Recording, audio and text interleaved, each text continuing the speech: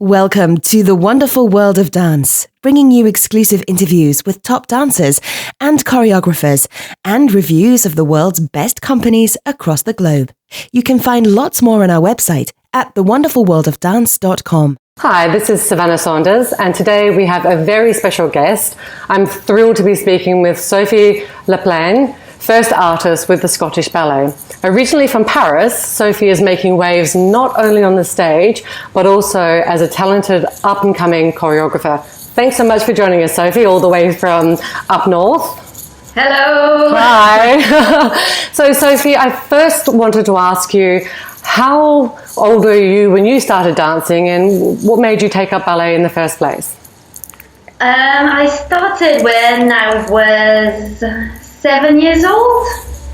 And what happened is my mom tried to get me to do piano, and I was too hyperactive to be just sitting on a chair and playing notes. So she just thought, oh, well, she needs some more like physical and physical activity. So she thought, okay, well, I'll bring her to a dance class. And yeah, I really enjoyed it, and ever since. So you studied at the famous Paris Opera Ballet School. Tell us about your experience of studying ballet with this prestigious school. Well, I only stayed there for 1 year. Okay. And what happened is, so I used to take dance classes in a small, I live in Paris, a bit outside of Paris. So it was like classes now and again, and my teacher said to me, oh, well, you should audition to Paris Opera. I had no idea. I was all right, okay, I'll audition. And then I got through it, and I was by that time 9 years old, and I did not expect that at all. It was very discipline, and at the end, we were 9 to start with, 9 dancers, and they only kept 2. And I wasn't part of the 2. Okay. But in a way, I feel like I auditioned for the Conservatoire Supérieur afterwards, and it suited me better. At the Conservatoire, you're mixed with musicians, and for me, I feel I had more freedom in a way, even though it was still obviously classes and discipline, ballet technique, contemporary. We also had this woman that will always stay in my heart. She is called Christine Gérard, and she used to teach workshops every week. So she would give us a theme, and she would ask us for the following week to create something, a 1 minute little piece on the theme that she had given. And for me, it was the time to have my own freedom to do something that I really wanted to do, to show. So, yes. It sounds like a really interesting experience in terms of getting the opportunity to have your discipline training, but also to be quite creative. Yeah. And what was your first ballet company out of ballet school?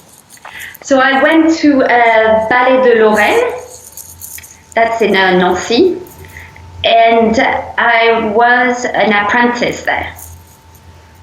So I was only paid when I was going on stage. Okay.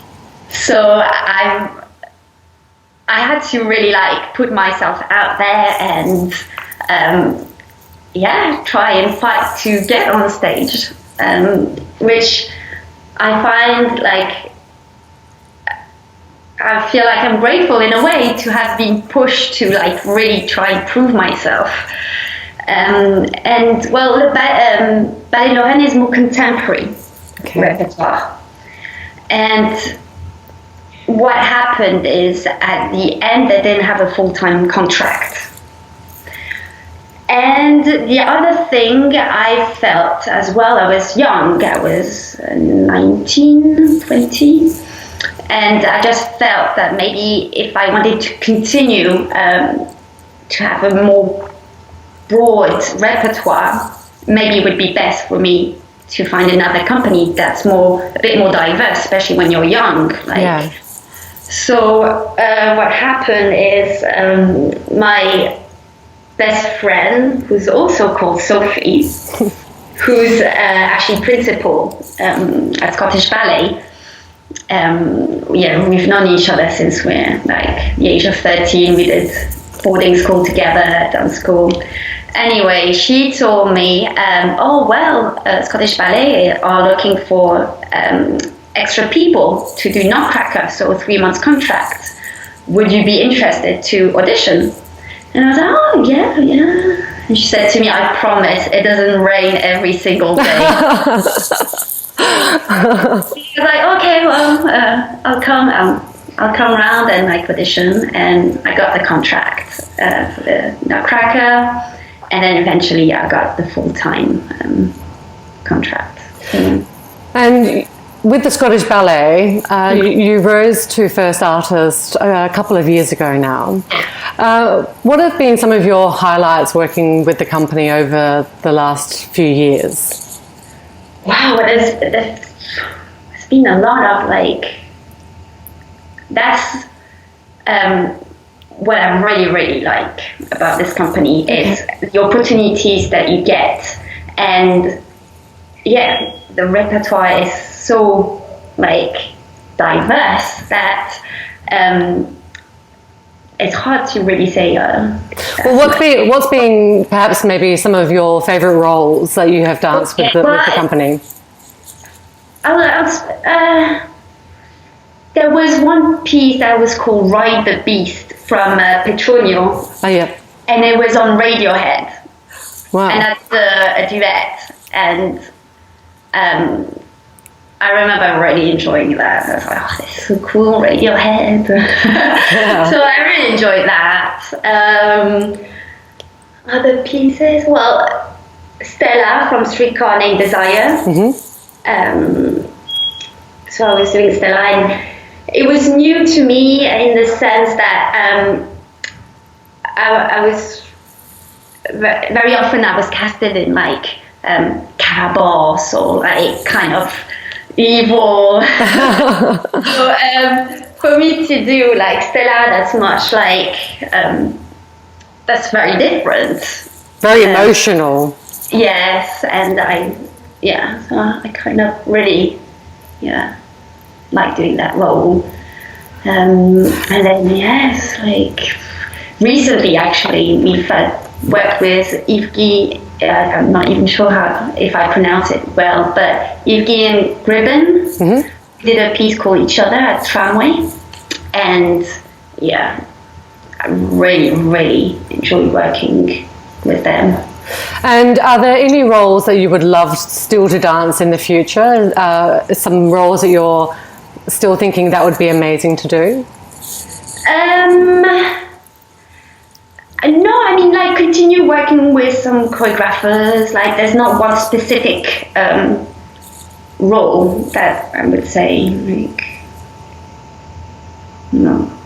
So, in your life as a professional dancer, obviously you dance, probably 6 days a week. You're always rehearsing, taking class.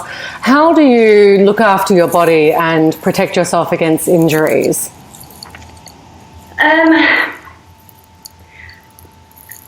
For me, I think one of the key things to take care of your body and be careful about injuries is really to observe and understand what the choreographer is showing, or the ballet mistress. To really observe, understand, and then knowing your own body, and listening to it, and seeing how you can make it work for yourself, because obviously we're all very different. So how can you work it to make it happen? So that's, for me, that's really important, not to get injured. After, obviously, like eating well, have a good nutrition, and that's really vital. So that would be the two main things. And your life is so very busy as a dancer, and you've moved into choreography, and perhaps this love comes from your early days. But tell us about this move into choreography. Where's that inspiration to start creating your own works come from?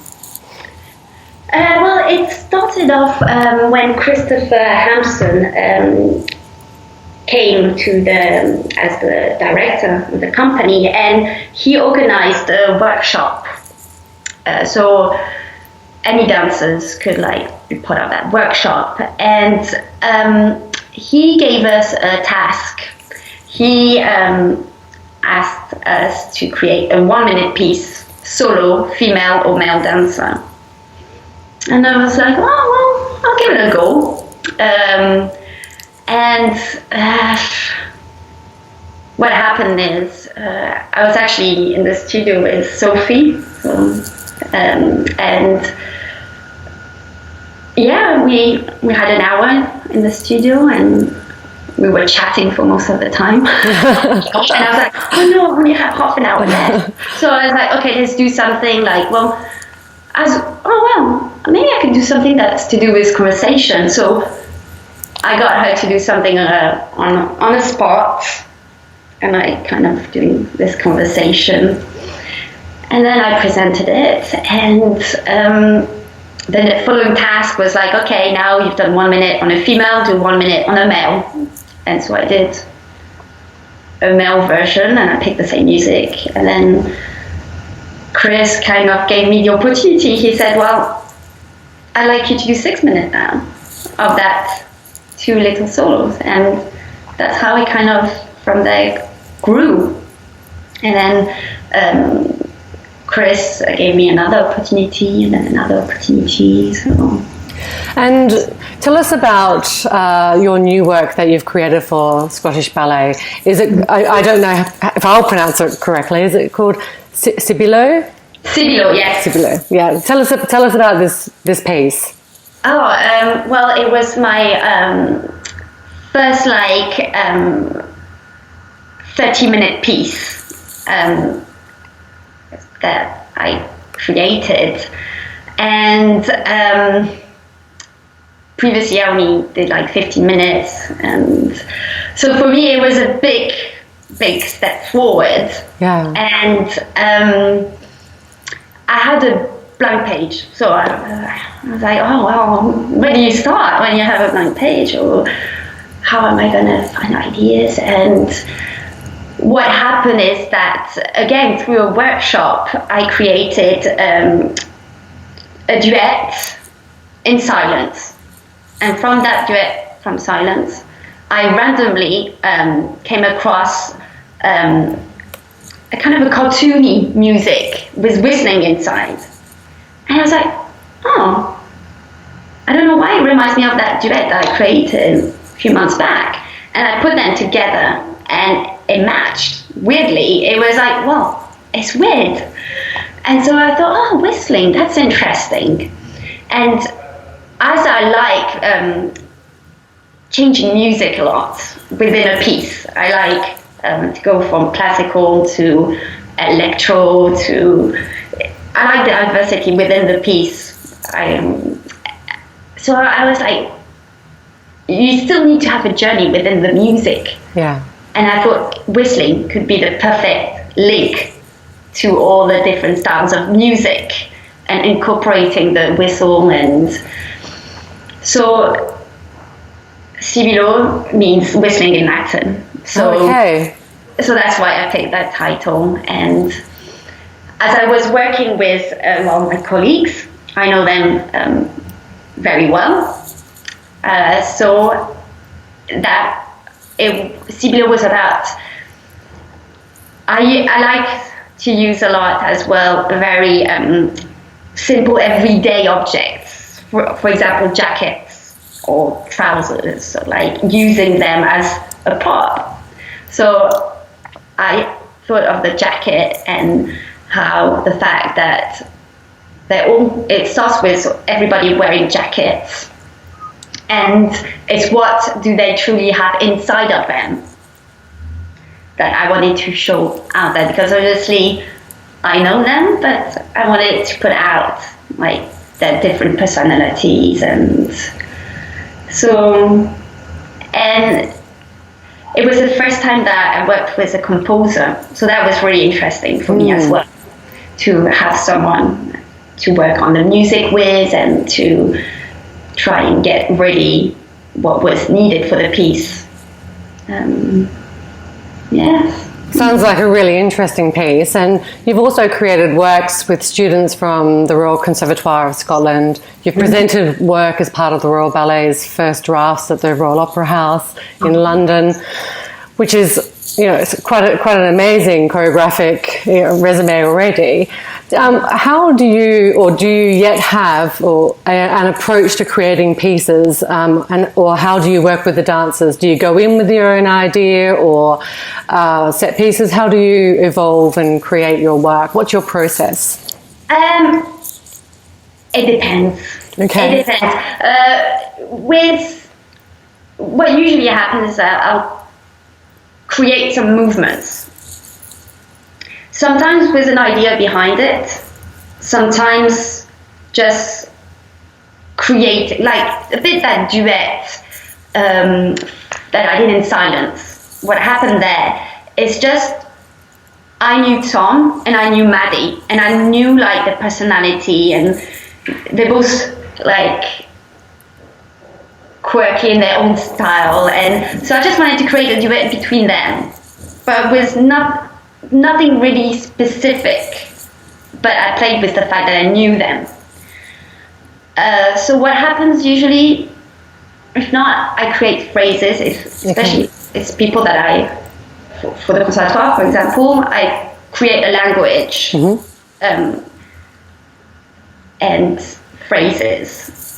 And then within those phrases, then I'll adapt and I change once I see